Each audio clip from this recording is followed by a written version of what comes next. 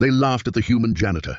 The galaxy had never built anything quite like the Oblivion Engine. It was not a weapon in the traditional sense. It was extinction made manifest. A machine capable of collapsing an entire star system into a singularity in under 7 minutes. The Krellian Dominion had spent 3 centuries and the resources of a dozen conquered worlds to complete it. The final phase was supposed to be simple: calibrate the quantum resonance core, align the singularity projectors, and test fire on a barren moon. But the core refused to stabilize. No matter how many elite engineers the Overlord threw at it, the resonance matrix kept fracturing, exotic matter leaked, phase harmonics screamed. The core would power up to 98%, then collapse into a harmless puff of plasma. Billions of credits, thousands of lives, and the pride of an empire, all hanging on one stubborn component. The Overlord was not amused. "Find me someone who can fix it," he snarled during the emergency conclave.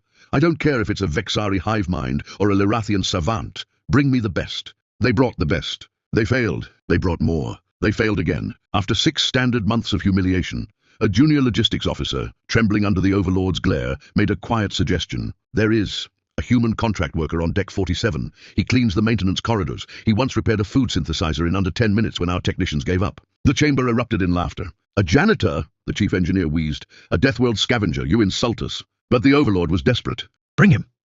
His name was Marcus Hale. He was 34 standard years old, average height, average build, average everything. Brown hair, cropped short, grey maintenance jumpsuit, perpetual 5 o'clock shadow. He carried a bucket, a mop, and a small multi-tool kit that looked older than most of the aliens on the station. When the security detail escorted him to the central chamber, the laughter started again. "Look at him," a Vexari drone chittered. "He smells like cleaning solvent and despair." Marcus didn't flinch. He simply looked at the massive cylindrical core suspended in the center of the room, 30 meters tall, pulsing with unstable violet light, and tilted his head. "What's the problem?" he asked quietly. The chief engineer sneered. "The resonance matrix destabilizes at 98.7%. We've replaced every coil, recalibrated every injector. Nothing works." Marcus walked closer. No one stopped him. Why would they? He was just the janitor. He circled the core once, twice, tapped a panel with his knuckle, listened to the hum. Then he knelt, opened his little toolkit, and pulled out a device that looked like a cross between a screwdriver and a tuning fork. The aliens watched in amused disbelief. He inserted the tool into a small access port no one had noticed before. A soft click, then another.